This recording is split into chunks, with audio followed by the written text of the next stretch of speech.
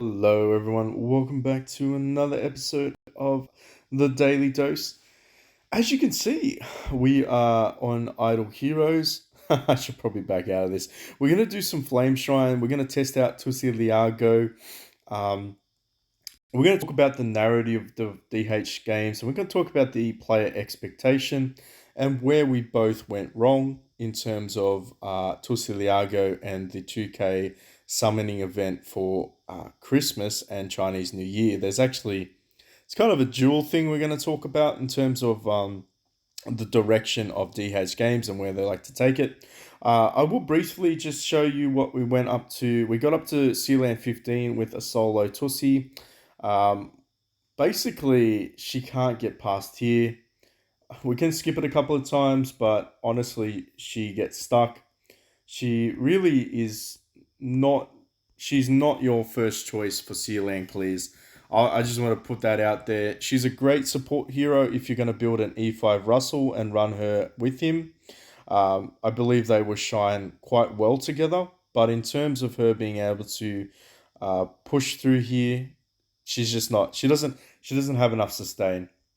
I'll show you quite quickly what we're running with her.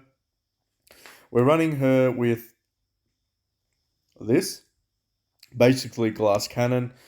She's got some V2 enables. I just don't have enough stellar shards to get her to V3. Even then, I don't feel like she would really do anything impressive. In terms of stones, I'm running attack, pure attack on this bad little test tube baby.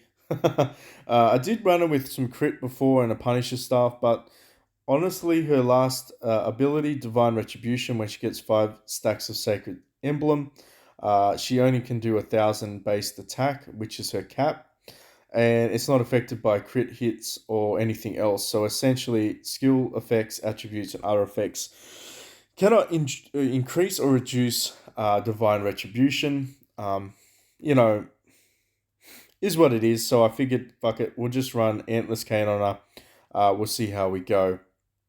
So in terms of where she can progress, Aspen Dungeon, she's not that great in it. Let's be honest, she really isn't. I played her against the quad Ada wave. I played her against dual Ada waves. She can beat dual Ada waves. She can't beat quads. Unfortunately, because she can only hit 2 people with her active ability. So even with an energy artifact, or even with the should I say demon potion, she just can't beat them. Is what it is. Wouldn't put her in that situation again. In terms of support, though, let's see what we can run. I feel like we're running against a Sigmund, so we should run an Arm Ra. We're gonna have Belrain for the attack buffs and the heals. She's so squishy though, so I'm not entirely sure how well she's gonna go against them. Um, Drake, I need to put some gear on Drake. I need to make him semi-viable in terms of don't die round one, please. You're gonna have to run with some. You're gonna have to run with a damage reduce as well. So we've got Tussi, we've got Belrain, Drake, Heart Watcher, Armand Ra, and of course we need to run a fire buff, which is going to be, where are you, little Deathsworn? We're going to run a Deathsworn with an energy. He's going to die around 1. I feel like we're just going to stick with the Phoenix for now. I'll show you what she's like with the Antlers Cane for a couple of rounds and the Attack Stone, and I'll show you what she's like with the Crit Stone and a Punisher Staff, wherever that Punisher Staff may be. I forget where it is. Oh, there it is. So, a glittery Punisher staff. Kizagos is not really necessary because we do have the Drakes. It's a little bit of a shit show, though, unfortunately, because we did come up against a Sigmund, but yes, it is what it is. Now, in terms of that, I don't want to run Garudas or anything like this. Let's just try and keep Tussi as the main DPS with support. I will say this, and when we talk about it, we're gonna talk about where she fits into the game, and of course the narrative that the development team are painting. So if we look at assassins historically, The only assassin to hit every target with the active ability is in fact Daddy Moog or Daz Moog. For those that don't know who he is, he's a very OG hero. He's out there with Amavor and Faithblade. Faithblade hits two targets, Amavor hits two targets, Ithaqua hits one target, Rogan hits one target. I said that all at the same time. So hopefully you didn't miss any of that. Now, Heartwatcher hits two targets, which is nice. And of course, we have Tussi Alago, whose basic attack hits one target and whose active hits two. So for us to assume that somehow Tussi is going to be the game breaking, meta changing hero for PvP, everyone was delusional. Now, granted, for those that saved up and spent some, I want to say the 2K Scrolls and Forces, he changed the meta more in terms of PvP with his ability to fuck up those that have buffs on them. Kind of took Rogan's out of the meta, well, at least when facing another Forces. Kind of suicide against it if you're using a Rogan versus Forces. Kind of a bad situation. But in terms of PvE, he really doesn't do anything at all. He really just doesn't do anything. He's not. Yeah, I don't know. I haven't truly tested him in PvE. I'm not gonna lie, but I truly, yeah, I don't feel like he does too much in PvE. He's not really meant for that. Now, in terms of Tussi though, now Tussi's kind of the flip side. She not really viable in PvP because she dies before her active gets out. And in terms of her mark, she really has to have a lot of marks on the enemy in order for her to hit with Divine Retribution. So her staying alive long enough, plus getting the marks out, it's a challenge. Not gonna lie, it's probably not something that a lot of people want to be trying to build their entire team around. Even with multiples, it doesn't really work because she's going to take out the marks of like when she drops her active. Then you kind of back to square one again for the second Tussi or the third Tussi. So in terms of where she ends up, it's pretty limited. It's pretty limited. Um, she surprised me a lot when I did Broken Spaces. She actually surprised me a lot. She kept up with Garuda in a lot of the levels, like versing two Garudas on this team that I've got. She actually exceeded them a couple of times, and she was hitting 4 billion. She was hitting 4 billion damage on her own. So she surprised me, and I guess it comes down to the fact that her teammates can keep her alive long enough because it's a PVE environment. She has the Phoenix buffs, she has the sustain, she has attack buffs, and everybody is working towards her being able to get her marks off because her passive ability is when a player does an active or basic attack and crits, she has a chance to lay a mark on the enemy, a random enemy, right? So everything is working towards Tussi essentially doing damage, which, okay, that's cool. It's cool, but the reality is she still only hits two people, which of course makes Broken Spaces shine because there's only two targets to hit. It's when you go into the void area and it's like, fuck, now there's multiple targets for her to hit. Does she really capitalize in terms of being viable? And where does Garuda shine? So again, it's trying to find where the development team see her being appropriate and where players can actually maximize her damage. And for now, I can honestly say she only really does great in uh, broken spaces. And and look, if you're trying to maximize broken spaces, I mean, people do it with what void queens, shears, Delacium armies, of course. Yeah, yeah. It's hard. It's really hard to talk this hero up because the reality is she doesn't really have very high talking points. And of course, that's because she's an assassin. Hey, it's the elephant in the room nobody wants to talk about. She's an assassin. She does pretty generic damage. 2.4 billion back in the day was a lot for a solo hero. I mean, it is what it is, right? She's still doing damage. But she's just, in terms of PvE, there's so many other options that are more viable than her. And should people be investing 2,000 heroic scrolls just to get her? No, don't do it. Don't do it. Don't even do it for the artifact selection chest. As hard as that may sound, I mean, it's tricky, right? For me, I did it because I wanted to build her at least on one account. I got the option to do it on many other accounts, but sadly, I'm just not going to do it because she's just not. Yeah, she's just not going to shine. The only saving grace that I can think of is maybe, just maybe, they're going to buff her. And how that buff turns out, if they make it like Daddy Moog, where he can hit all targets with his active, okay, yeah, sure.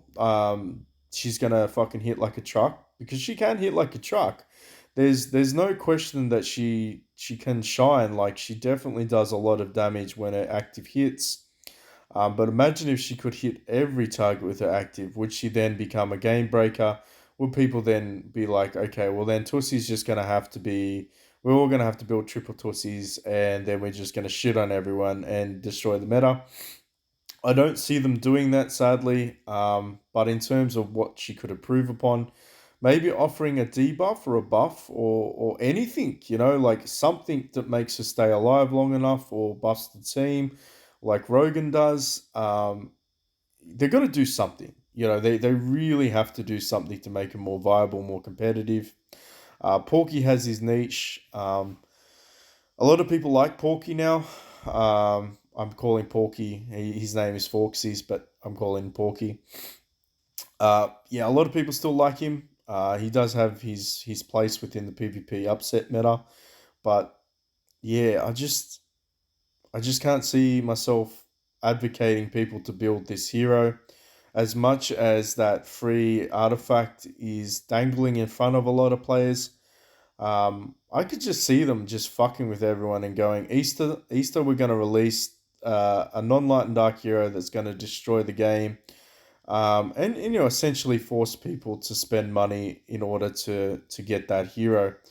I see that being a possibility. I don't want to say it's going to be 100% possibility, but yeah, I do see it. Ooh, okay. So she did a lot more damage with the Punisher staff. All right. I dig that. Let's do it again. Maybe Punisher is the way to go. It's all about that testing. So she does have the crit damage stone with the Punisher staff. So let's see if we can replicate that 4 billion damage. As you can see, I'm not trying to. We're trying to support her as best we can with the Bell Reigns and the Armor Ra to keep her a little bit alive long enough. Unfortunately, the counter of Sigmund is very fucking annoying. Probably not the greatest to test her out against, but it is what it is. So yeah, let me know. What do you think? What have you tried with her? Did you build her? Were you like, it is what it is. I really regret it. I'm gonna swap her out to Asmodel and and swap him out for a Transcendent Void hero. You gotta just feed her out and make her a Russell later on. Where are you at in the game? I'd be curious to see. And also, where would you like me to maybe potentially test her out in? I can't do Breaking Spaces. It's gonna be like fucking like another month for that shit to reset, unfortunately. Um, but yeah, she was good. She was good with Garudas, double Garudas, kind of, you know, she was up there. Let's just put it that way. She definitely added to the overall damage. But in terms of PvE, of course, you probably want to be building a Delacium army with the Tharqua. Even baby Delaciums can do it with an E5 with Tharqua. They can really shine and get those damage reduction debuffs. But yeah, unfortunately, there's not too much else to show in terms of this. Let's just skip ahead. Got the 3.2. She didn't really do as much that time around. Maybe she missed some of the buffs or died earlier. But yeah, my overarching idea is the game is progressing towards Void. They're no longer putting a lot of stock in heroes outside of Void, unfortunately. We've seen that with Fortsies. We've seen that with, potentially. I mean, if we look back on the history of what the fuck's been released in the last year, we've got Athakwa and Tix. We've got a Rogan. No, sorry, fuck. We've got Sherlock and Inosuke. So Tix is good. Ithaqua, niche for PvE. She is what it is. Sherlock, of course, phenomenal in PvP and really, really viable in Aspen Dungeon. Inosuke, personally, my opinion is he's average at best, but others have argued quite compellingly that she can in fact shine at E5. I don't discount that. Ignis, ooh, Ignis is great in terms of support. Morax is, I don't know what they were thinking with Morax. I'm sure he's got a place for clearing Seal Land 20, but let's be honest, you could do it with a V enabled Cthulhu at E5 and probably laugh the entire way. Delacium, of course, look, we all love Fishboy. He definitely has a place in the PvE meta. Rogan? Rogan, broken as fuck. Loved you. Loved your speed enables. Sadly, you're transitioning out of the meta with Forces inclusion. Flora, I don't know what they were trying to attempt with Flora. I feel like they were trying to do a better version of Oberon and failed miserably. Ironically, Garuda is still top of the game in terms of PvP damage and PvE damage. She's really up there, especially with the V enables. Olivia, very niche. I wouldn't discount her in terms of PvE, adding that extra damage because of shrinking enemies.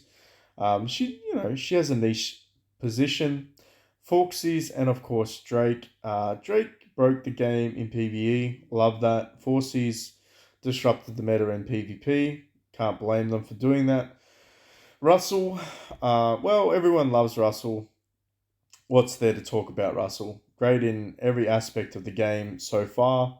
Sure, he might be waning a little bit in PvP, but I'm sure that he's very much a viable option. Tussi, out of all the ones that have currently come before us in the last year and a half, she's the worst of them all. And last but not least, the Whalemon area slash people that have hoarded. Shia, is what it is. Queen is what it is. I'm not a professional in terms of this. Can't really talk on them because I don't have them. I just I never bought into Transcendent Heroes. Asmodel will be my first one on many of my accounts, and I feel like it's not a bad option to save for Asmodel or Asmodial. I feel like he's going to shit on a lot of characters, and he's probably going to break the PvP meta. Hopefully, he breaks the PvE meta as well. But anyway, for those that were watching till the end, thank you so much. Please consider a like and subscribe. Drop a comment in the section down below. Let me know what you think of Tussi. Let me know if you agree with the direction of the game, being Transcendent Cores, Stellar Shards. Saving up 2K is just not viable anymore. 2K Scrolls is kind of a hit and a miss. It's sad to say that, but there's no money in it for the development team because everybody can do it. Same with Profit Orbs. Profit Orbs are a hit and miss now. It is what it is, unfortunately. Yeah, there's not really too much else to discuss, but I'll catch you in the next one.